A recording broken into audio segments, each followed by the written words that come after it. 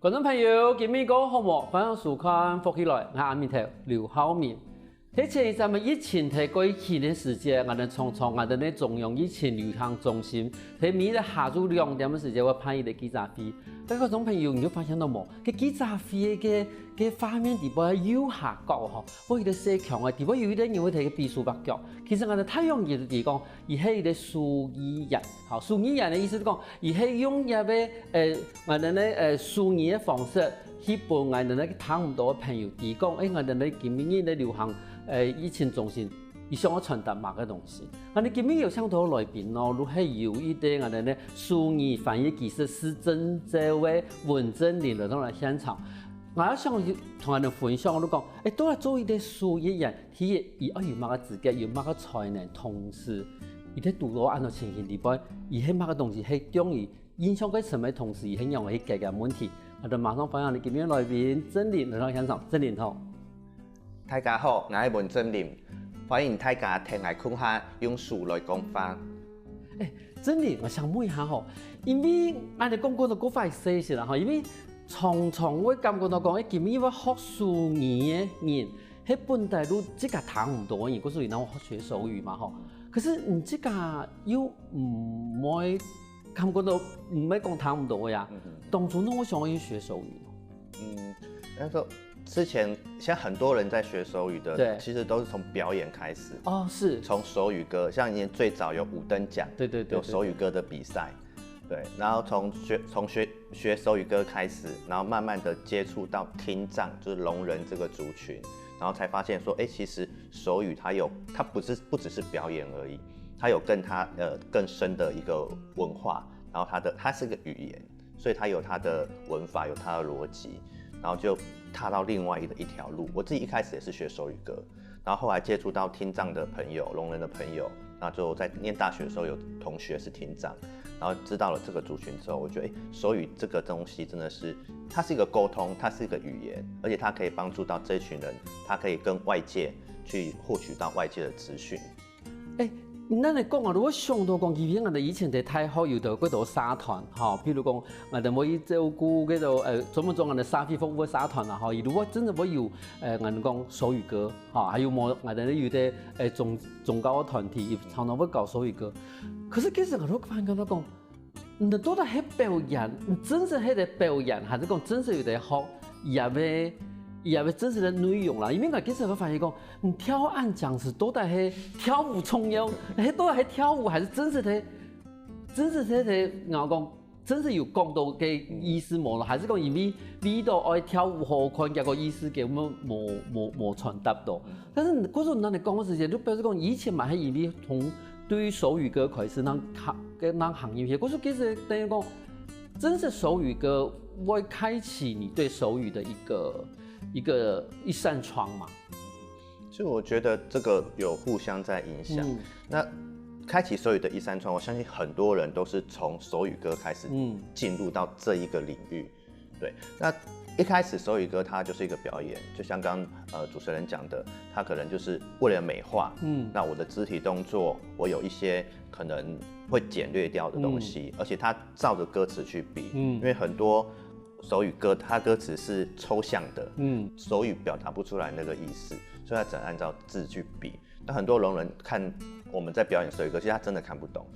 對，那後來我這些人他們在進入到聾人領域學習，真正的在學習手語之後，那我們會用自然手語的方式再來改變手語歌的呈現方式。變成說我們會先去了解它的意思，然後去配合它的旋律。所以後期的手語歌，其實聾人他大概也都可以看得懂，因為我們主要是表意，而不是去表字，會去做這樣的一個改變。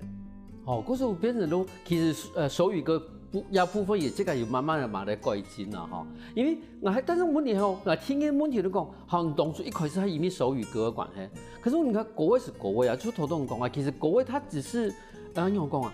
比如講我哋今日可能會唱一啲英文歌。但是我們都唔可能用英文歌內容去聽講法，咁等於講你這個係對手語歌開始有興趣，但是你開始變成真是會用手語同人去溝通嘅時間，你還是對最基本的問好吧，嗰種東西開始學吧。它基本的一些詞當然還是要學，但我覺得手語很好玩的是说，其实钢琴表意不表字，然后再来是它是表示一个形态，哦，比如说我、你、他，在手语来讲就是我、你、他，吃饭、say声，这些最基本的动作，其实主持人大家也都看得懂，吃饭、洗澡，它就是从这样的一个模拟这个动作，或者是开车这样去演变而来的。所以其实我觉得手语也很好玩。那在初学者，其实我觉得不会很难入门。因为头先我哋开始的时候介绍哈，讲迄唔知拿到迄个书语翻译技术是一个证照嘛哈。嗰就等于讲，喺乜嘢喺台湾来讲嘅话，书语嘅翻译有一啲我哋从我哋咧做中餐西餐啊，做嗰種西點啊，嗰種點心類嘅，迄種技術是係有等級，同時嘛有一啲國家認證的考試咯。所以翻譯員證照從93年開始開辦，然後到去年的資料哈，我們應該有甲乙丙3級，但是從93年開始只有丙級，丙級一直到現在也才475位而已，全國通過拿到這個證照的。那乙級是在106年，大概隔了快要10年的時候才開始有乙級的證照，乙級到現在也不到60個。所以這樣的，所以目前還沒有甲級，因為這個需求還開不出來。那這個其實就是在手語的它的考試是有一個難度啦。那目前的就是考到這個證照的人也不多，對。因為我們說證照係有啲難度啦，尤其係對丙級一直到乙級，然後到甲級嘅部分。但是我想問一下你講，譬如講從我哋講煮飯，我哋講一般的中餐來講嘅話，其實丙級中餐的話，其實最主要考的係人嘅處理菜嘅我哋講衛生方式哈，然後處理菜的一些手法，其實一對味道嘅部分不在它的最重要的範圍之內。那乙級當然是另外一筆事了，譬如講要考150道菜。咁對我哋個手語翻譯來講嘅話，也係技術的那種丙級、乙級，很容易分那種。丙級的話比較就是就像剛炒菜一樣，烹飪一樣，它就是比較一般的。你手語只要能夠打得出來，我可能就是一樣是按照它的字去打。好像我們會講中文手語跟自然手語，它可能就大概是偏向比較是中文的手語，我們按照字打，那它也就是最基本的。然後再來是領域的話，它可能會比較偏向於溝通方面。平常我們這樣子的講話。好，那自然手語就乙級的話，它會比較着重在自然手語，它就不再是。那個要有一個轉化的過程。丙級可以說我聽到什麼，我就手語我就打什麼。那乙級要有一個轉換。那在這個轉換過程當中，除了我要先聽得懂它的意思之外，我可能還要再轉換一些空間、方位、表情，就是它的技巧性會再更高一些。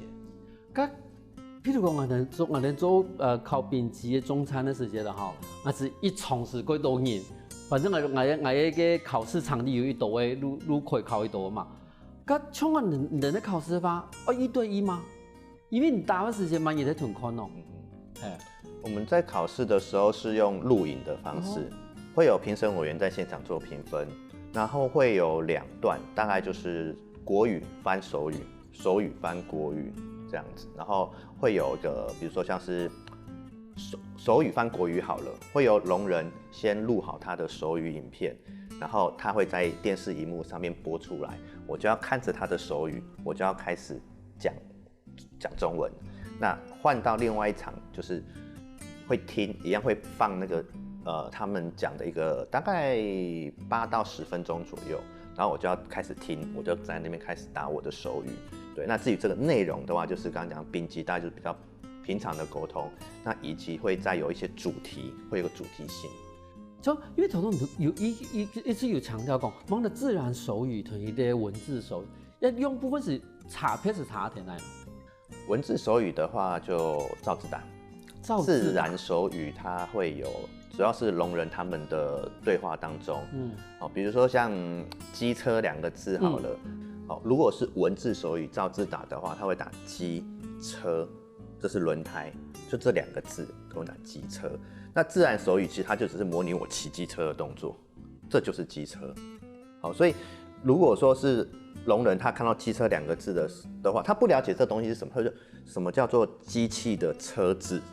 很多东西都是机器的车子啊，每个车子都是机器的，但是这个动作对他们来讲他们就很清楚，这就叫机车。或者说像我们会打这一个手语叫做未来，或者是以后，哦，那但是文字手语会变成是未来，那个意思就会变得不一样，变成是还没有来的意思。跟我未来我想要做一个医生，跟我还没有来要做一个医生，那个就会差很多。哦。安尼方也可以了解，等于讲，譬如讲，唔見噶，如果用講的基因，嗰種我真係蠻唔地方嘅基因，話對啲冇透過生活嘅人嘛講，伊冇唔地基因係蠻個東西，但係免疫體天生嚟講基因，講得後來我就蠻唔地係蠻個東西。但是也係咪意思嚟講，等於你講免疫的中文是有一啲對應嘅文字手語的部分啊？沒某一天呢。咁有的譬如講，譬如我哋講討論講 COVID-19， 一啲能有打。COVID-19 有英文啊，打就打 COVID，然後19，你一般都按你打，对啊，英文都按你打。可是那你说出来讲呢，因为 COVID-19 讲的激发，但是因为都 COVID-19 都拿来打英文都按你打。嘿啊，后来他们也有衍生一个 COVID-19，就是它的姓。哦，伊的叫偏脱的姓啊。没错啊，但是他们一开始最早的时候还有一个打一个武汉病毒，好，然后后来才会比较慢慢的统一变成是打这一个打病毒的样子，就是细菌株，然后它的一根一根的打这病毒的样子。那手语它是这个语言，哦，它也是会演变，比如说像我们的魏武音，魏武音，一开始我们会照字打，打一个魏武音。这3个字，那后来聋人他们常常在沟通手语的，或者他们也会讨论，衍生了好几个手语哦。有一个这个其实都是它的那个屋顶的样子，一个波浪状。然后还有一个是这个可能要从上面看，然后还有一个是从侧面看，它是有个像翅膀的。那像这些都是聋人他们可能会打的手语。那我们大家就去学，我们是翻译员嘛，我们会用他们的语言为主。然后慢慢的看他们这个手语哪一个手语用的比较多，比较习惯，我们就会借用这个手语来打。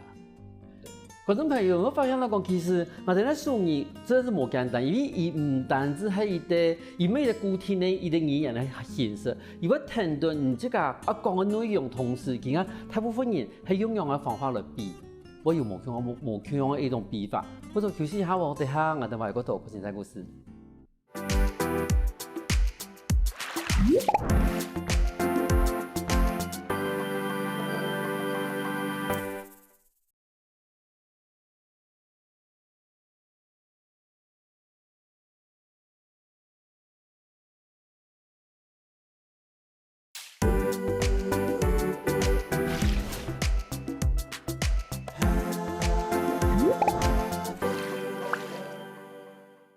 翻過來，復起來，上到節目，我哋咧數語翻譯人真連同人講，而喺當初喺樣啊開始行到一條路嘅，真連我想問下，因為其實對數語一件事情，我相信大家人都常常會看得到，尤其係嗰種明白佢關係以前嘅人，明白合作兩地嘅可能時間，如果一夾表嗰啲人嚟打，但是我想問講，因為有時間學我哋咧指揮官講我幾長嘅一段事，但是我哋看我哋嗰欣賞哦，安尼嗰悠閒的就打完了那一個。我在想講，伊頭都講按太短呢，因為我中話嚟講，因為我係口譯員，我係客話翻譯客話口譯員，咁所以講按太短嘅時間，我如果嗰點鐘，因為我都一聽人講按太短，但是明白看到先生，大結結束嗰啲，嗰時對於伊來講嘅話，其實伊係翻譯咧係重點嘅，譬如說伊度爭，見面伊度熱車伊度嚇，本土伊度嘅，外國伊度嘅，係講人哋重點嚟講，還是講？其實也要把迷的思路打清楚。其實手語翻譯，剛前面有講到，就是表意不表字。所以當不管我們聽到的東西，它是一長串的文字或話語的時候，我們不會一個字的去翻譯，我們會先把它了解說它是什麼意思，然後把它的簡要的意思、主要的意思把它翻譯出來。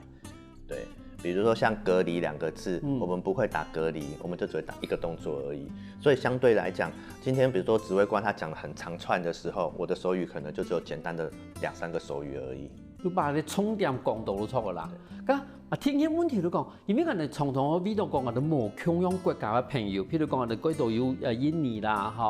越南嘅嗰種國家嘅朋友，我哋都開始我哋嘅宣傳片裏邊都會有人講印尼話嘅，有人講嘅越南話。咁手語咯，而係啲世界通用嘅嚇。其實手語它不是世界通用的語言，各國的語言都不一樣啊，甚至是同一個國家裡面不同的區域的手語也會不一樣。像中國大陸這麼大，它的手語有更多的體系。那台灣的北部手語跟南部手語也不一樣。那台灣的手語其實比較偏向日本的手語，主要是在日據時代的時候，受到我們北部、南部被東京、大阪來這邊來佔領，所以我們的手語會比較偏向日本。對。嗰時等於講我哋日治時代嘅時節，當初嚟講我哋數語嘅係一啲東京、一啲台灣咧，後內統入來啦。嗰時共享對日本過來，而係內統嘛冇共享哦。對，因為他們就像日本，他們本身的手語也不一樣，所以他們來日據時代的時候佔領台灣，所教下來的手語也不，因為我們的應該說是盲雅學校，是差不多在那個時候開始的，所以手語我們都學習日本，然後到現在的演變，北部跟南部的手語就會有在以前會有比較大的區別。譬如講咯，因為我哋唔係一部分人都唔係很用嘅一啲差別。比如說像北部的手語，我們會打牛奶，這個牛就是牛的腳，然後奶。那南部的奶會打牛奶。哦，對，然後後來在方法冇共用，對，它就是一樣，就是表這個奶的意思。那這是有點像在吸奶嘴的那個奶，那這個就是很明顯的這個動作。那後來在北部跟南部，其實台灣交通也慢慢的發達起來哈，然後有這個溝通跟交流之後，一些比較難比的手語，或者是說比較不雅的手語，可能就會慢慢的越來越少人用。然後就會被淘汰掉，這樣。咁等於講，而家係咪講南北的數語已經慢慢的變統一？會，慢慢的在做融合。很多南部聾人到台北來，很多北部聾人也會去南部，所以這個手語就會慢慢的做融合。那會變成有一些是我們會叫做老手語，可能就是以前的老一輩的聾人他們會打的時候，都沒有看過，這時候我們自己也就會很好奇，會去研究。然後就是變成說自己就會多學一些東西，但其實現在可能就很少人在用這個手語。好，嗰就等於講，同樣一啲數語，而還是有一啲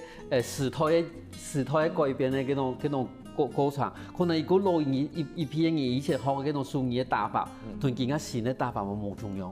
咁我想聽嘅問題嚟講，因為頭先我講到專業性嘅問題啊，因為從我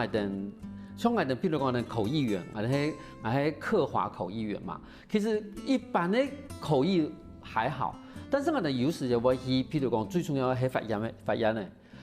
的口譯其實唔單止係去講我哋其他法官講嘅乜東西，因為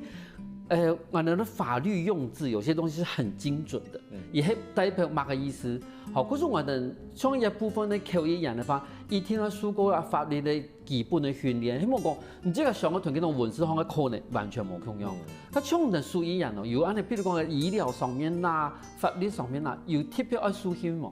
目前的話，因為剛剛講，如果有的話，以後這個會在甲級的部分，會在甲級就是會分成領域專科去做一個培訓跟考試。那目前的乙級翻譯員，說真的都是靠自己的進修，自己去進修，不管是醫療方面或者是法律方面，這些專有的名詞自己去進修。那當然我們在翻譯的時候，就會比較順啦。那像剛剛主任我們在法院的時候，以前有說會罰多少銀元，那這個銀元100銀元就不是100新台幣哦。對，佢個怪部分，如果我哋銀元還是用以前的嗰種，要換算，好唔好？對，那我有碰過，就是有翻譯員，就是因為我去翻譯的這個，算就是我的個案，他有告訴我說，那個之前的翻譯員告訴我說，一天要罰900銀元，他就打900塊。然後後來說不對，不是900塊，那個好像是2700吧，1比3這樣子。對，所以這個就是我們翻譯員自己要去，現在這個部分都是我們自己去學。自己去吸收这方面的知识，或不管是开刀医疗的手术，像我们有时候去医院做翻译，会有很多的专有名词。那现在我们如果是听到的时候，我们会就是事先我们要自己去了解这些东西，好，要做一些准备的工作。那万一真的在当下碰到我们不懂的时候，可能就会先请医生做一下说明，或者在法院会请法官或检察官做一下说明，我们再解释给聋人听，而不是说靠自己的意识去猜，因为那个在当下如果猜错，对于病人或者对于他可能是被告，那个影响是很大的。可从人来讲的话，某个时间我可以省呛到啊，的手艺员的一种协助，因为应该从法院来话，你可以省呛口译员，譬如客话口译，好一个我就是他们是给法官也可以呛，可其他从一般的法院的模式一样的可以省呛哈。其实现在在生权法其实都有保障哈。如果说今天是聋人，他在比如说是在派出所做笔录，他就要申请手语翻译员了。那进到地检署或者是法院的时候，开庭也都必须要申请手语翻译员。那有些法院他们会有自己的特约通译，就是手语的通译。那有些法院地检没有，他们就会跟各县市政府来做申请。那这个都是法律保障他们的。对。那另外聋人他们在做一些社会参与的活动的时候，比如说我要去听演讲，我要去参加活动，或者是我自己身体有状况去看医生的时候，这些都可以申请手语翻译员。个人话其实等于讲，其实我的更加社会对于我的呢手艺员的一个需求，其实是越来越多的吼。个种人这个来讲的话，这个等于讲这个也工作地位，迄咪等于讲也要工作的机会比以前越来越多。有，其实现在跟前几年，因为我大概就是92年、93年开始在接触手语翻译这个领域。那现在的服务的机会、翻译的机会确实比以前多很多。在之前的话，大概那是90几年代，那时候大概会看到手语翻译只有证件发表会。对。那其他的都是由聋人他们自己去做申请，就是个人去申请。比如像我刚刚讲的，可能他去看医生，或者是他要去有需要上法院的时候。那慢慢的就是这个社会的福利意识大家都比较重视，所以除了证件发表会开始之后，什么一些重大的灾难啊，比如说像台风的记者会也会有，然后比较大型的记者会，然后一些活动开始，比如说像各地方的县市政府在办一些大型的舞台活动的时候，也都会邀请手语翻译员。毕竟这个就是让聋人不管他是在现场看电视，他都可以及时的知道这些资讯。那再来就是去年开始的我们的疫情记者会，这就是每天我们的翻译员都会露脸的。对，那这个时候其实在社会大众才比较大的、比较多的看到我们的手语翻译员。但是政府在重视这个部分，其实是大概这两三年开始，所以我们在最近的一个活动翻译的机会会比较多。咁對人嚟講嘅話，咁我見面嘅伊都發動我想我申請伊啲屬於人嘅話，我同埋要申請。各縣市政府有一個窗口，各地方縣，那大部分都是在社會局或者是社會處這個單位。那在中央的話，它不像說，我們的它發有個客語委員會，我們的手語其實你是在衛福部、教育部還是文化部，其實還沒有一個很明確的。你說它是文化，手語是一個文化，是文化部嗎？還是教育部？因為我們的手語可能從小就要學，對聾人來講啦，那還是它是一個社會福利，社會福利那就是歸到衛福部嘛。所以其實在中央的主管機關還是有一些還沒有個明確的規範，但是目前手語翻譯服務申請，它把它當一個社會福利。所以目前就翻譯服務來講，它是歸在衛福部。那在地方的縣市政府，比如說像我們高雄就是社會局、社會處，然後新北、台北，我們都是在各地方的社會局這樣子。咁按樣嘅人可以申請咯，冇得講樣嘅法通常可以申請。只要不是盈利的都可以。對，就可以參加以外的呢，各縣市地方嘅社會處、無社會局去提出來申請。咁差唔多1週以前嘅申請。不一定，就是。通常都会规定3天前到5天前提早做申请。那因为窗口他们也要派翻译员。那如果说有一些紧急的状况，比如说我现在就是我人不舒服、胃痛，我要挂急诊，或者是说我不小心发生了交通事故、意外、车祸意外，我要申请手语翻译。那这种临时的状况也是可以马上做申请。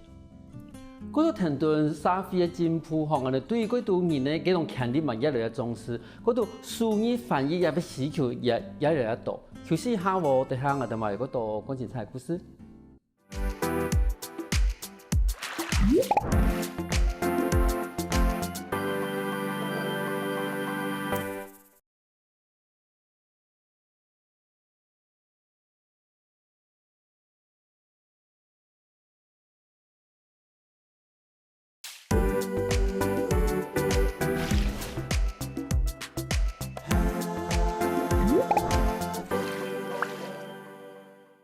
翻過來，復起來，上檔節目我哋真理同人講，自然書語同文字書語也差別挺大。一部分我一直想要問你講，因為真係都從頭都講嘅，也真係也經驗，因為疫情嘅關係，我哋嘅記者會裡邊都從頭我看到一啲欣賞，好啲打下啲書語嘛，吼。但是其實嗰啲多嘅，我哋講增加蠻好，我哋講我哋咧政治方面嘅事情蠻好吧。無論我哋政策上面來講嘅話，其實我哋真係早期真係冇看到講，我因為都講我哋喺度談唔到嘢。你因為講有文字一點就可能是，但是其實有時候文字嘅代表一點，就是係沒講冇辦法按家去理解嘅東西。因為聾人他們對於文字的理解力有時候不是那麼高。再加上他們的文法跟聾人他們習慣就手語的文法跟中文的文法也是不一樣的，所以如果說他今天他的學歷不高，那認字也不多的話，他單純看着中文字，他有可能看不懂這個意思。所以常比如說像我們前面講到的，比如說到法院去，他筆錄或者是這個文件，他看了他還是要找我們說，我們要用手語再跟他解釋一次給他看，說這是什麼意思？因為他不是說光看這個字他就看得懂。那比如說去醫院也是一樣，有的會跟醫生用筆談，就是用手寫字。第一個速度慢，第二個那個字他也不一定理解。嗰時等於講，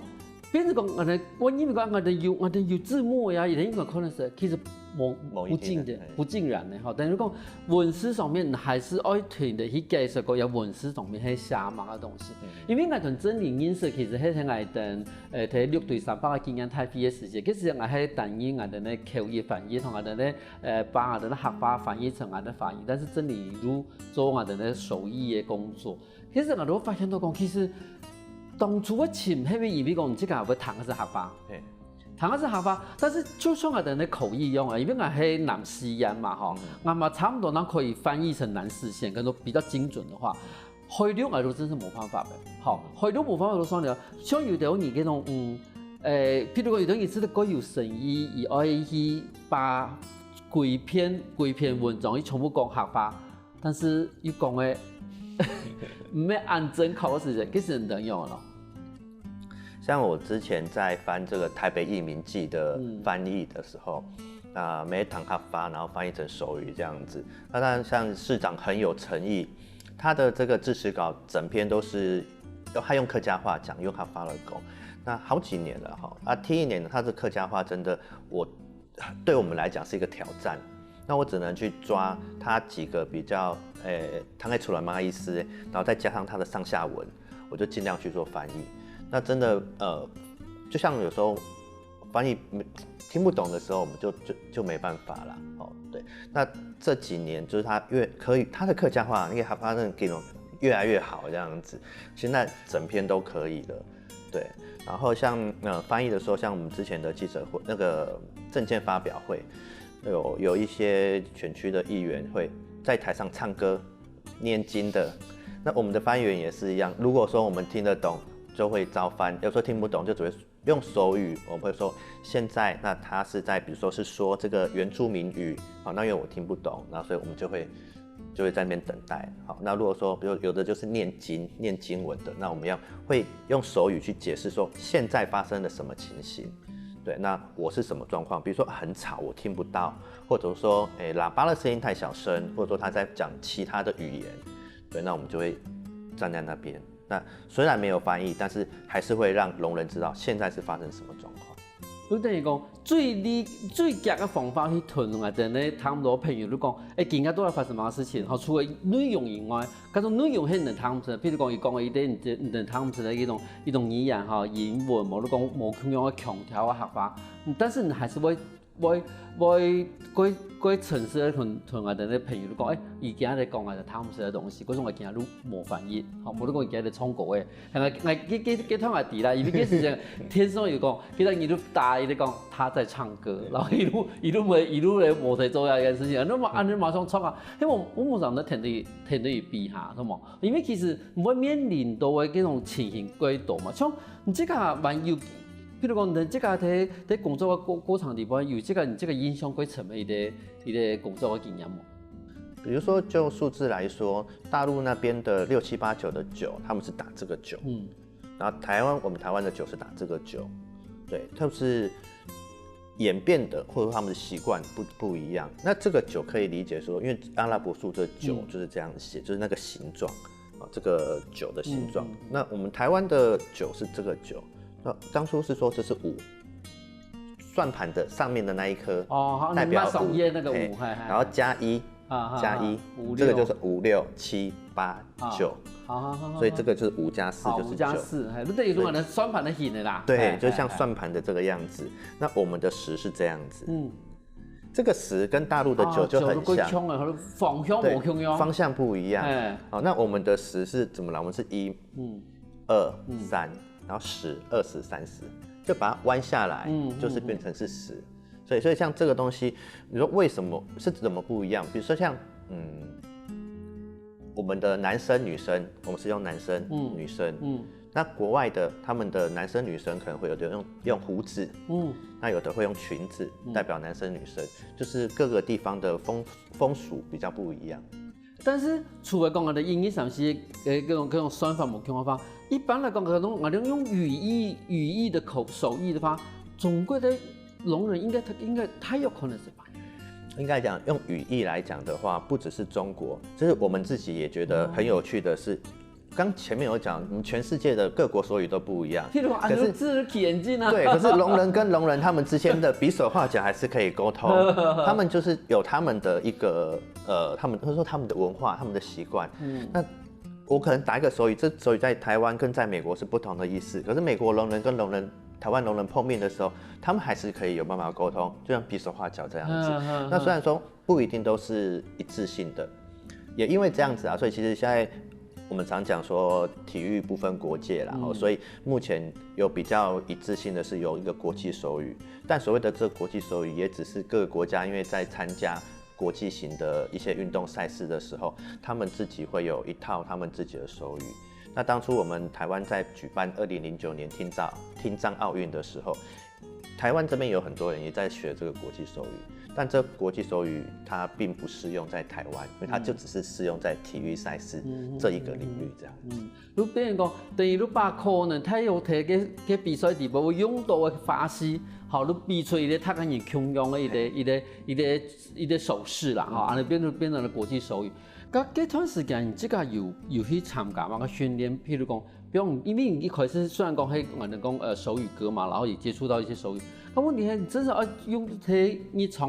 日常工作嗰時候用到按大量嘅一種手語嘅時間，即個有去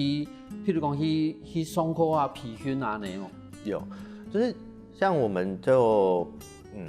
好，比如說我們要客語翻華語好了，可能也不是說，我會聽會講就可以做翻譯。我們要做翻譯的話，還是要有上課，要有系統性的上課。所以英文翻中文，我相信也是一樣。那所以我們那個時候是有參加手語翻譯員培訓班。那我們一個基礎班大概要上240多個小時的培訓課程，很長，一整年，大概10個月的時間。那再加上還要再去實習。然後這只是基礎班，那我們還有個中級班，也是一樣，200多個小時，再加100個小時的實習，所以加起來就大概有600-700個小時。然後這是一個有系統的一個一个培训啦，就包含我们的翻译手语，不是说我能够沟通就好，可能还要知道一些它的演变，或者是说它的组成。因为就跟英文一样，我们会有很多单词、复合词、融合词，还有我们的手语的方向、方位、我们的表情，这些都是手语的一部分。因为最重要的开始是，你讲，你这个有考到我哋呢书语嘅翻译的技术师嘛吼，嗰種呢度考入嘅證照翻有準備嘛嘅工作，有準備嘛嘅功課咯。有咯，就是有冇準備都去考，哎，我個最尾嘅人，然後講都冇準備呢，我都去考都考上嘅。所以我覺得就是除了上完那2個班的訓練之外啊，那當然我們一起上班，我們一個班也有30幾個人了哈。那主要是我覺得我會來錄冇準備啊，考到這個證照，主要是環境的關係。因為我的工作環境，我每天都是接觸聾人，所以我每天都要跟他們打手語，每天都要用手語溝通。我們講話會有語感嘛，那我們的打手語也會有手感，所以會在那樣環境下，手語會比較順。對，嗰種講我哋廣東朋友見啊講，誒對手語係有興趣嘅哈。啊，你有乜嘅建議講？比如說，大家學手語的話，可以從哪裡開始，或者說可以從哪裡去學？現在各縣市政府大概有些聽障的團體，或者政府開辦的或聽障團體開辦，都有些手語的課程。那大部分我現在知道的都是可能是短期的2-3個月的課程，或者是4堂課，可以當成一個入門，先學習一些簡單的對話。那甚至也有手語歌的課程，還有一些社區大學也有手語課的課程，這些都可以當成一個基本的入門的學習。那如果說想要做手語翻譯的話，我會建議說，你參加這些課程或協會的時候，一定會認識聾人，因為很多現在不是像我們就是我們聽得到會講話，我們叫聽人哈，不是我們聽人去教，或者說我們會有搭配聾人，或者有這些是直接是聾老師在教，你一定會有接觸到聾人，那就要增加你自己跟聾人接觸對話的機會，就不要怕。比如說請他來喝個咖啡，然後就開始打手語，就開始你可以問他，可以聊天，就像我們學英文一樣，我們都會說你要多跟外國人溝通，你的英文才會好，這是一樣的道理。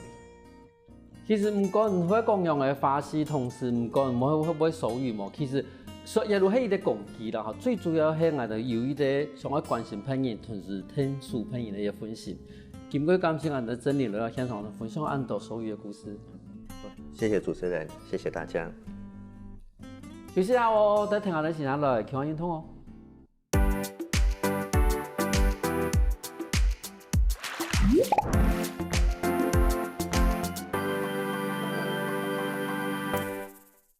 我跟福起來嘅觀眾朋友，記得去我哋面書網站，還有到我哋客家電視台 YouTube 把我哋影片分享出去哦。